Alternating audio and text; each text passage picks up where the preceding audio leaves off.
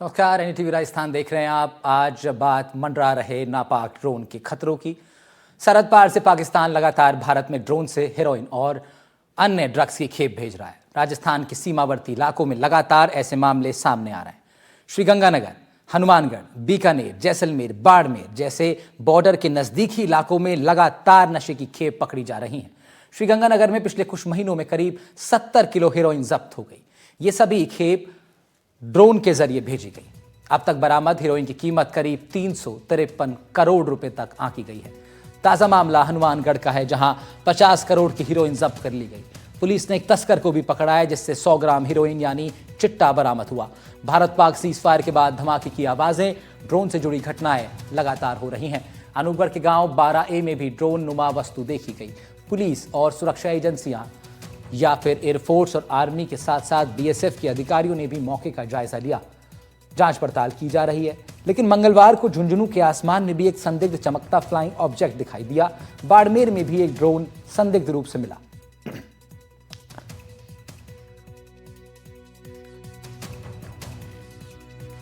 कल रात में इत्तला मिली हनुमानगढ़ टाउन थाने में कि कोई लड़का है लखवाली का, वो संदिग्ध अवस्था में घूम रहा है। तो उसको चेक किया जाके तो उसके पास 100 ग्राम चिट्टा मिला, जिस पर मुकदमा दर्ज करके और आगे तफ्तीश कर रहे हैं। ये कहाँ से लाया, कहाँ इसको सप्लाई देनी थी, इस सारी बात का अनुसंधान में क्लियर होगा। अभी इसका रिकॉर्ड दिखा रहे हैं। अभी जो भी पूर्व मुकदमा है वो सारा रिकॉर्ड लगा के और जैसी भी कार्रवाई होगी, ये कहाँ से लाया क्या है, पूरी तफ्तीश की जाएगी।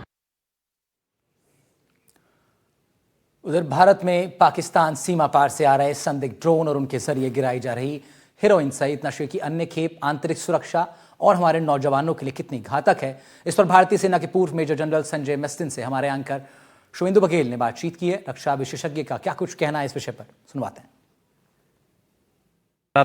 मेजर जनरल संजय मेस्टिन जी हमारे साथ कार्यक्रम में जुड़ गए हैं। सर, बहुत स्वागत है आपका एनडीटीवी पर।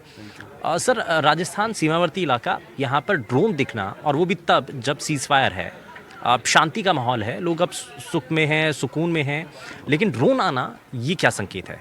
ड्रोन आना बहुत क्लियर संकेत है। ये ड्रग्स के लिए आ रहा है, और ये राजस्थान में नहीं, पंजाब में भी और गुजरात में भी और JNK में भी, ये पूरे बॉर्डर में इनका काम चलता रहता है।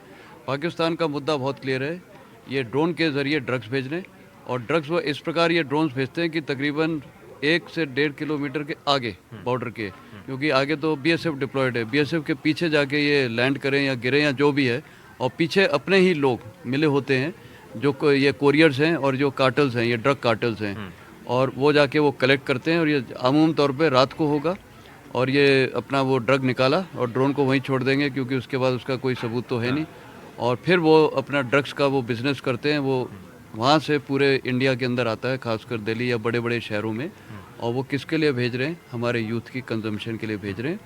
पैसा जो जनरेट होता है वो फिर हवाले के ज़रिए वापस पाकिस्तान पहुँचता है।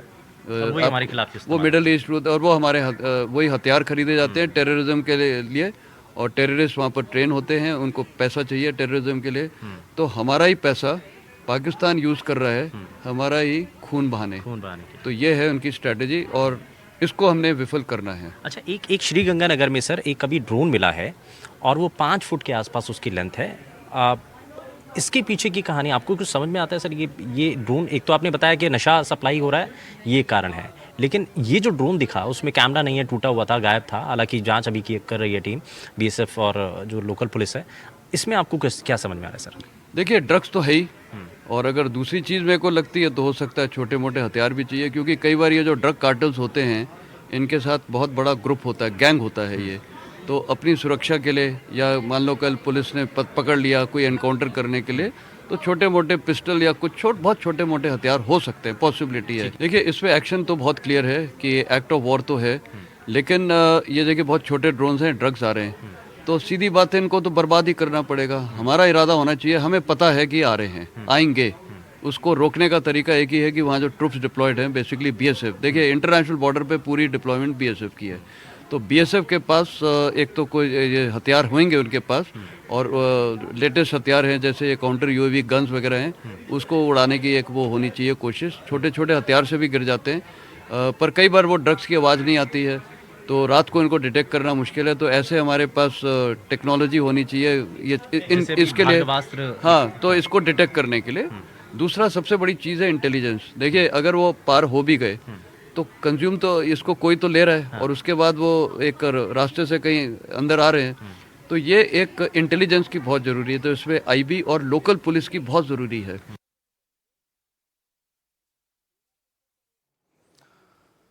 तो आप सुन रहे थे पूर्व मेजर जनरल संजय मेस्टिन को, जो हमारे साथी से बातचीत कर रहे थे, बता रहे थे क्या कुछ इसके मायने हैं जब ड्रोन भारतीय सीमा में आता है। ये विषय बहुत अहम है, लगातार हम लोग इसके ऊपर बातचीत कर रहे हैं। बीते कुछ दिनों से आपको बता रहे हैं किस तरीके से ड्रोन्स के जरिए भारत के खिलाफ एक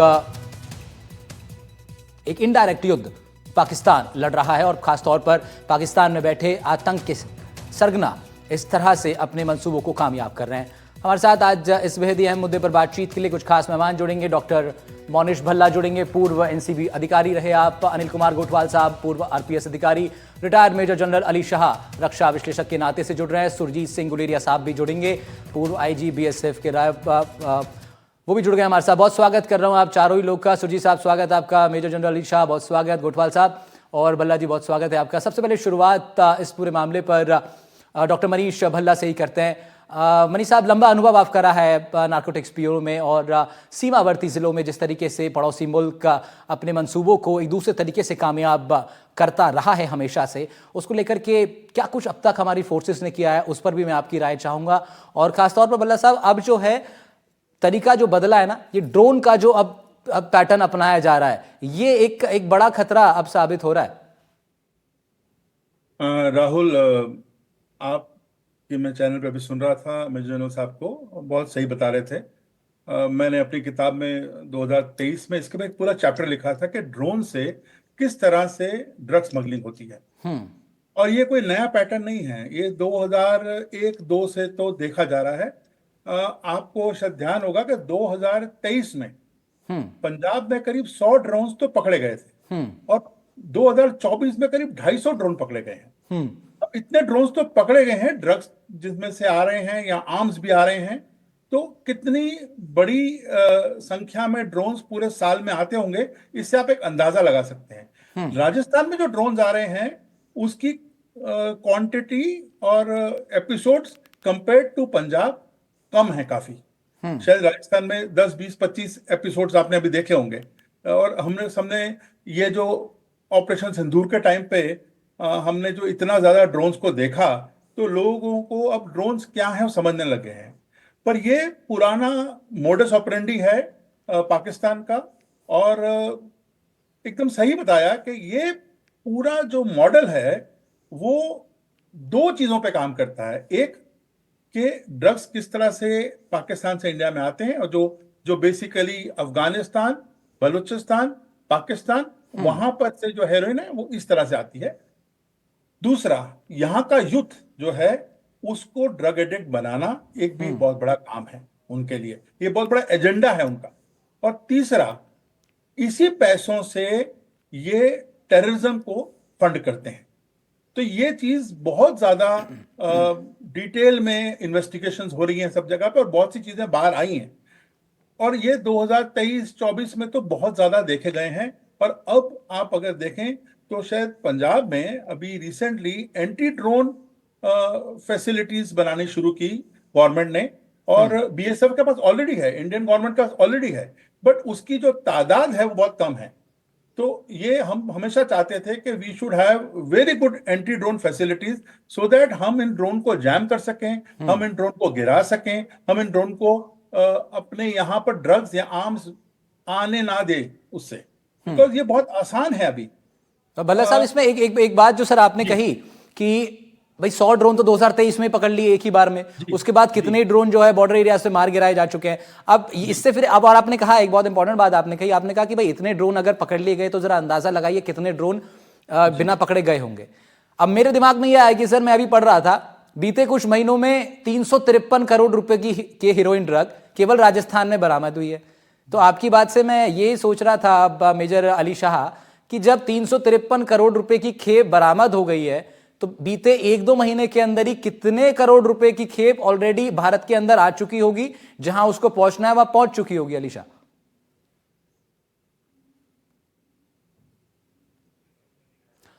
मेजर साहब अनम्यूट कर लीजिएगा प्लीज। जी, बहुत ही सटीक बात कही है और मोनी साहब ने भी बिल्कुल सही बात करी है। देखिए, जनरल मैसन साहब ने जो बोला कि जो ड्रोन्स जो आए थे, अनुमान तौर पे अब खास तौर से ऑपरेशन सिंदूर के बाद हम अंदाजा लगाते हैं कि ड्रोन्स यानी कि अटैक कर रहे होंगे। जैसे जम्मू रीजन के ऊपर ड्रोन्स की रात थी, वो ड्रोन्स बहुत दिखे थे। लेकिन राजस्थान के बॉर्डर के ऊपर ये सिंपल सी बात है, ये केवल नारकोटिक्स, हेरोइन, ड्रग्स, क्योंकि ड्रोन्स का निशाना जहां पर आप लगाओगे बिल्कुल वहीं पे गिरेगा, बिल्कुल सटीक, एक्यूरेटली, बाय द पॉइंट।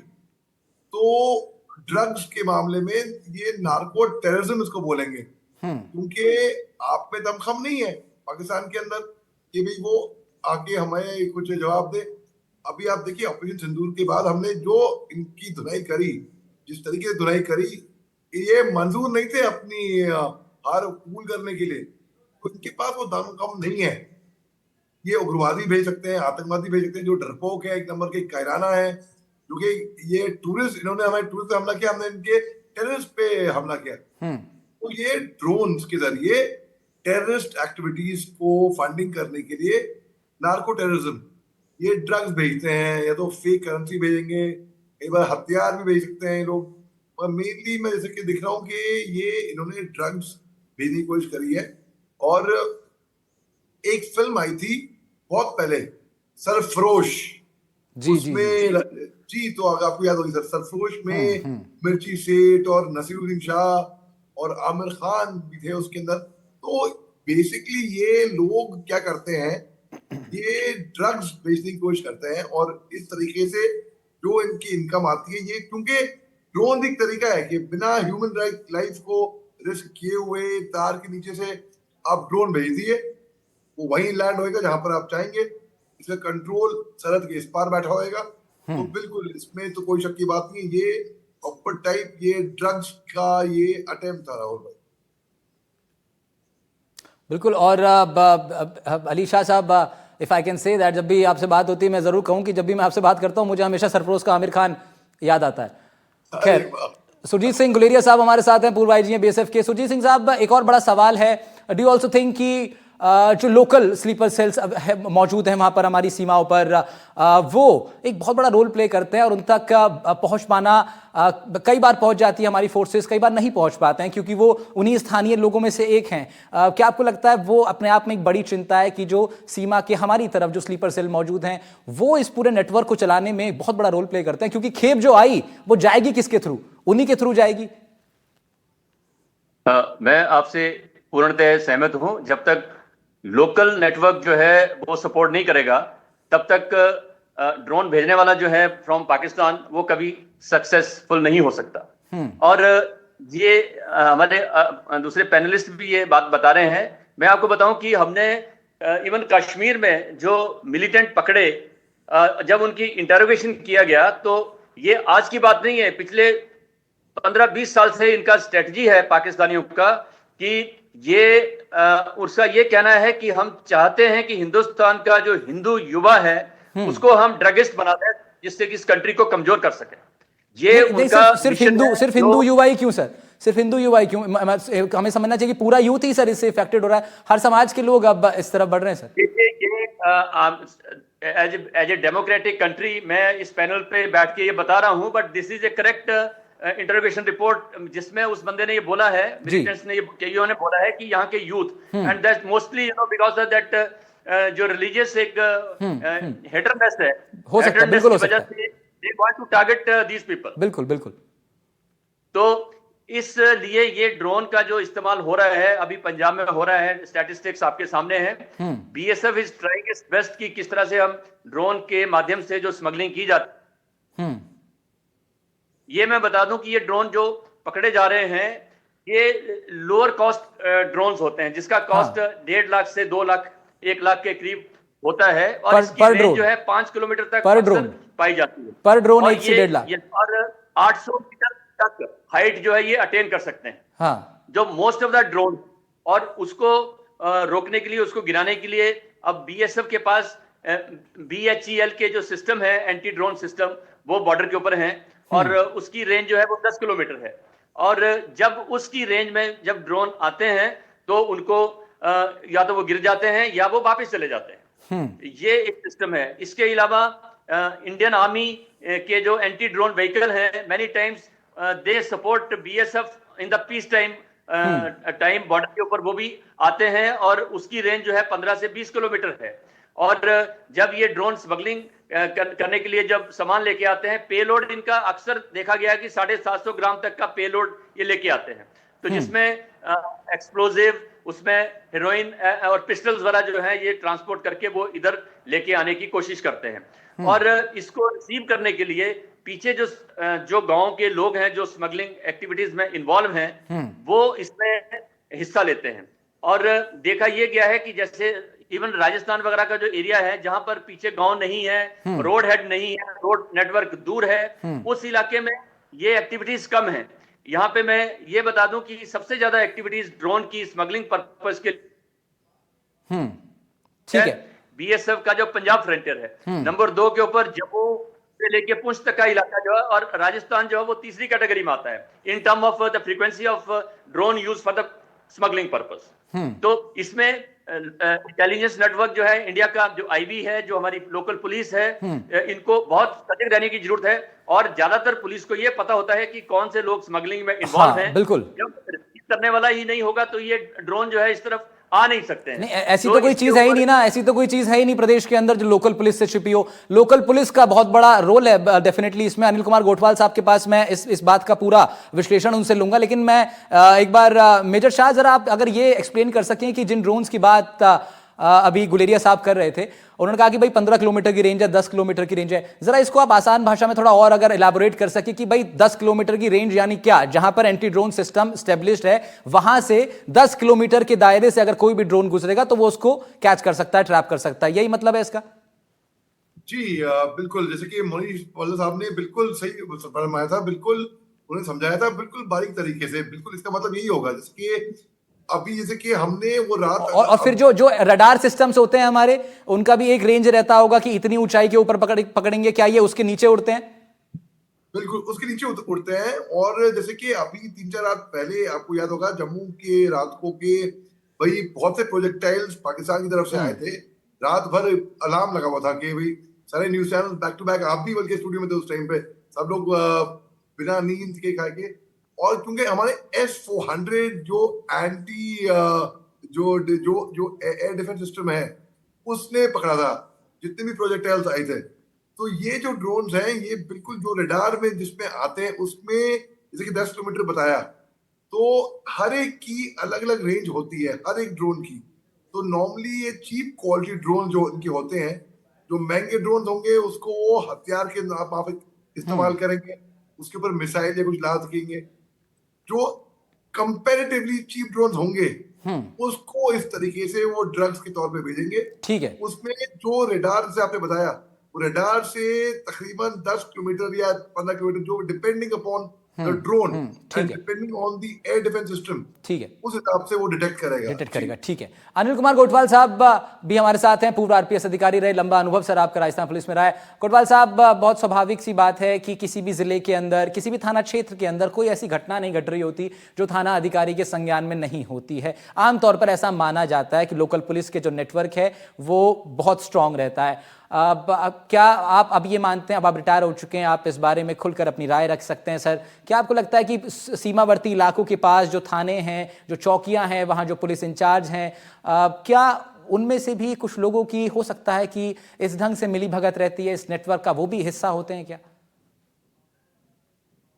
देखिए राहुल जी, आपने बहुत अच्छी बात पूछी है, और ये हमें समय समय पर इस बारे में जो स्मगलिंग हो रही है ड्रग्स की या आर्म्स की, एमुनिशन की, हथियार की, या कोई जासूसी के हिसाब से भी ड्रोन्स को देखा गया है कि भाई जासूसी करने वाला ड्रोन्स भी एक आध बार डिटेक्ट हुए हैं। तो ये जो है सबसे पहला वास्ता पड़ता BSF से। BSF फुल प्रूफ सिस्टम से आप ये देखिए कि वहां पर जो एग्रीकल्चरिस्ट है, और राजस्थान का तो करीब 1005 किलोमीटर का जो बॉर्डर है पाकिस्तान से लगता है, और उसमें बेसिकली बहुत ज्यादा जो जो भी है वो थार वाला और रेगिस्तान का इलाका है। तो वहां से रोड और वो सिस्टम काफी बहुत कम है, और उसके ऊपर हम हमेशा वहां पर कुछ ना कुछ नाका एम्बुश वगैरह या बीएसएफ के भी उसके अंदर लगाए जाते हैं। रहा सवाल इस ड्रग तस्करी के लिए राजस्थान पुलिस के मुख्यालय के द्वारा टाइम टू टाइम, चाहे वो एनजीओज हो, उनके माध्यम से हम उल्टा ड्राइव चला रहे हैं। उल्टा ड्राइव का मतलब है कि जो कंजम्पशन कर रहा है हम उसको डिटेक्ट कर रहे हैं कि कहाँ कहाँ कंजम्पशन हो रहा है, कौन कौन बच्चे इन्वॉल्व है, कहाँ हॉस्पिटल में उनको साइकेट्रिक को दिखाने की जरूरत है, कहाँ चोरियां बढ़ रही है, कहाँ परिवार के अंदर इस तरह का डॉक्टर के पास सलाह ले रहे हैं। तो ये ड्राइव अपने राजस्थान पुलिस के द्वारा चलाया जा रहा है ताकि उसका जो कंजम्पशन का वो है वो पता लगे कि कौन से जिले के अंदर हम ये कंजम्पशन ज्यादा हो रहा है, तो वहां पर जरूर है कि ड्रग्स वहां ज्यादा आएगा। रहा सवाल सेकंड, जो बीच का एक मीडिएटर है, जो ड्रग स्मगलर है या पेडलर है, या जो वो उसमें उस टाइम पीरियड के अंदर वो ड्रोन आएगा उसको उठा के ले जाएगा, उसको पकड़ने की कोशिश का हम एक जो भी एक सिक्योरिटी या मुखबिर तंत्र है वो हमने बना रखा है। और आपने सही कहा कि कुछ एक ही होते हैं जो जो इस मामलों में, इस ड्रग की तस्करी में लिप्त होते हैं। आम आदमी इसमें नहीं होता है। ठीक बात है। एक्सपर्ट के हिसाब से जो राजस्थान का है वो कोशिश करते हैं कि इस तरह के, तो आप ये देखिएगा बॉर्डर के ऊपर हमने एक एक थानों के ऊपर 50-50 किलोमीटर का क्षेत्र है। अब 50 किलोमीटर क्षेत्र के अंदर हमारे पास ज्यादा से ज्यादा एक थाने पर आज की तारीख में 40 से ज्यादा आदमी नहीं। 40 में भी 5 छुट्टी पे चले जाते हैं, 35 से 5 में से ड्यूटी पे चले जाते हैं 5 आदमी। तो यूं करके 20-25 का एक जाब्ता उस थाने की सीमा क्षेत्र और उसमें मानिए 3 सब इंस्पेक्टर हो गए, एक थानेदार हो गया, और तो कुल मिलाकर के अगर देखा जाए तो सर कांस्टेबल लेवल के जो लोग रहे फिर उसमें मुझे लगता है फिर मतलब 24-25 लोग, और 24-25 लोग कांस्टेबल लेवल के अवेलेबल रहते हैं एक थाने में, आप कह रहे हैं? 24-25 भी नहीं राहुल जी, और उसमें से मान लो 2-3 ने छुट्टी ले ली तो छुट्टी भी जाएगा आएगा पीरियड। तो इसमें सर गोठवाल साहब यही तो बात है, ये एक बहुत इंपॉर्टेंट चीज निकल के आई है डिस्कशन से कि आप देखिए सीमावर्ती इलाकों में, अब जैसे मैं एक एंकर के तौर पर ये सवाल पूछ रहा हूं कि भाई क्या पुलिस क्यों नहीं रोक पाती है? कोई भी एंकर होगा भाई सवाल पूछेगा प्रशासन से कि भाई आपकी पुलिस सीमावर्ती इलाकों में क्यों नहीं रोक पा रही। इसके मूल में जब जाते हैं तो फिर यह समझ में आता है जो गोठवाल साहब बता रहे हैं कि एक थाने के पास एरिया कितना बड़ा है। 50-60 किलोमीटर भी मैं कम समझ रहा हूं सर, डेजर्ट एरिया में तो और ज्यादा बड़ा एरिया एक थाना के पास रहता होगा। 80-85 किलोमीटर का एरिया है राहुल जी, 80-85, वही कह रहा हूं सर, 80-85 किलोमीटर का एरिया, 20 लोग आपके पास काम करने वाले, 20 लोग को 10 दिशाओं में आप भेजेंगे तब भी 2-2 लोग ही बैठे, वो 2 लोग क्या कर लेंगे उसमें? तो मोनीश भल्ला साहब, इसमें एक रिसोर्सेज की कमी तो लोकल पुलिस पे दिखाई देती है, लेकिन जिस तरह गोठवाल साहब ने पुलिस की वर्किंग इसमें समझाई है, मैं उम्मीद कर रहा हूं कि वो बहुत ज्यादा कामयाब हो पाएगी। वो कह रहे हैं कि ऐसा चल रहा है, बहुत ज्यादा दिखाई हालांकि नहीं देता, I am sorry to say that, लेकिन ये सच्चाई है। लेकिन भल्ला साहब एनसीबी के बारे में अगर आप बताएं, how is the working of NCB from the point when you get to know कि एक खेप आई है, उस खेप की जानकारी आप तक लगी, सीमा के अंदर वो आ चुकी है, बीएसएफ उसे रोकने में किन्हीं कारणों से नाकाम रही, अब उसके बाद एनसीबी का प्रोसेस क्या है काम करने का? राहुल जी ऐसा है कि मैं सब पैनल्स को सुन रहा था, सारे बहुत रिस्पेक्टेड पैनल्स से अपने अपने बहुत अच्छे पॉइंट्स रखे हैं, बट एक चीज जो मैं समझता हूं इस चीज को कि जैसे बहुत अच्छी तरह से बताया कि जब तक कोई इधर लेने वाला नहीं हो, देने वाले का कोई मतलब नहीं है। तो पहले तो हम भले कितना भी बोले कि वो उधर से आ रहा है, पर इतना हम समझे यहाँ कोई ले रहा है, इधर से डिमांड है तभी आ रहा है सर। तो वो उस देखो डिमांड सप्लाई पे तो मैं बहुत बोल चुका हूं, मैं उस पर नहीं, यहाँ कोई ले रहा है, somebody is receiving it। तो वो जो रिसीविंग है, जो पर्सन रिसीव करता है, he should be our target, not somebody who sending from Pakistan. आप समझे? क्योंकि ये देश का दुश्मन यहां बैठा हुआ है। हाँ, हमारे पड़ोस में हमारा दुश्मन है, हम सब जानते हैं, उसका क्या एजेंडा है वो भी हम जानते हैं। तो इसमें सर आप लोकल पुलिस की हेल्प लेते हैं, उनके नेटवर्क का लाभ उठाने का प्रयास होता है? बीएसएफ भी हेल्प करती है, लोकल पुलिस भी हेल्प करती है, दूसरी इंटेलिजेंस भी हेल्प करती है। बट जो बहुत बड़ी बात निकल के आ रही है कि राजस्थान का 1000 किलोमीटर के ऊपर का बॉर्डर, हाँ। ठीक है, आपके पास नाम के कुछ लोग हैं जो उसको देख रहे हैं। बीएसएफ अपना काम कर रही है, पर बीएसएफ वाले सर अभी हमारे इधर आईजी साहब बैठे हैं, तो जहां तक मैं समझता हूं 50 किलोमीटर के बाद एक पिकेट होती है उनकी जो चलती है, ठीक है। तो आज के टाइम पे मैन पावर की हमें सबको पता है बहुत ज्यादा कमी है, प्लस हमारी रिलायबिलिटी भी कम हो जाती है। टेक्नोलॉजी पे हम रिलाय कर सकते हैं, मैं ऐसा मानता हूं। So we should concentrate more on technology. इस बार हमने ऑपरेशन सिंदूर में देख लिया। हमें अगर भल्ला साहब हमारी बीच में रोक रहा हूं आपको, इसमें कई बार हम देखते हैं सीआईडी भी इन्वॉल्व होती है, हमारे पास खबरें आती हैं कि सीआईडी की टीम वहां पहुंची है। तो सीआईडी किस क्या आप लोग को कहा जाए कि बीच में रख करके सीआईडी कार्रवाई करती है या उनकी कार्रवाई एकदम अलग है? अभी ये जो पिछले 10 साल में जो चेंजेस आई हैं सिस्टम्स में, उसमें एक एनकॉर्ड करके सिस्टम बना है, जो एक नेशनल कोऑर्डिनेशन कमेटी बनी है, हाँ। जो पहले नहीं थी। हाँ। और वो इतना कारगर हो गई है वो कमेटी, बिकॉज सारी एजेंसीज मिलके काम करती हैं इधर, हाँ, जो ठीक पहले है। नहीं था। पहले नहीं था, ठीक तो है, उसका वो असर पहले पड़ता नाम हुआ का- दिखाई देता है सर, उसका बड़ा असर दिखाई देता है आपको? उसके रिजल्ट्स आ रहे हैं, रिजल्ट्स आ रहे हैं, रिजल्ट ठीक दिख रहे है, हैं, ठीक है। उसके रिजल्ट दिख रहे हैं। ठीक है, मेजर अली शाह 30 सेकंड में आपको दे रहा हूं, उसके बाद गुलेरिया साहब से मैं वाइंड अप कमेंट लूंगा। रक्षा विशेषज्ञ के नाते से आप जरा ये बताएं कि कितना इंपॉर्टेंट हो गया है इस वक्त, जिस टेक्नोलॉजी की भल्ला साहब बात कर रहे थे, वो टेक्नोलॉजी जब दूसरी पार्टी जब इस्तेमाल करती है तो उसको टैकल करना, उसको क्रैक करना। बिल्कुल, देखिए मैं एग्जांपल जल्दी से अली शाह साहब। बात करी थी कि अभी हमने सोफिया के अंदर एनकाउंटर शुरू हो गया, हमने फ्लश आउट करने शुरू किया, 3 उग्रवादी मारे वहां पे, 2 की पहचान हो गई थी और एक की पहचान जो पाकिस्तान से आया था उसकी पहचान बाकी थी। एक उग्रवादी, और ऐसे करके कॉम्बिंग ऑपरेशन चालू हो गए हैं। एक आज काफी न्यूज में आया कि एक उग्रवादी छुप के कहीं पे बैठा हुआ था, हाँ। लेकिन ड्रोन्स के जरिए वो डिटेक्ट हो गया था, वो छुपा हुआ कहां पर। तो ये दिखाता है कितना इंपॉर्टेंट है टेक्नोलॉजी भी।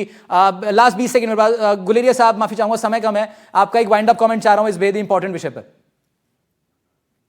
जी, देखिए, ये ड्रोन जो है इसका इस्तेमाल स्मगलर्स कर रहे हैं, क्योंकि इसमें बड़े हाई स्टेक इन्वॉल्व हैं, और 1 लाख रुपए का ड्रोन खरीद के वो करोड़ों की स्मगलिंग करने में अगर कामयाब हो जाते हैं तो उनके 10 ड्रोन भी इसमें बर्बाद हो जाएं तो भी उनको घाटा नहीं है।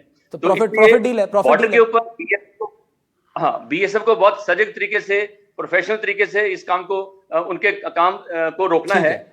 हमारी प्रतिरोधक क्षमता जो है, एंटी ड्रोन सिस्टम जो है बहुत बढ़िया होने चाहिए।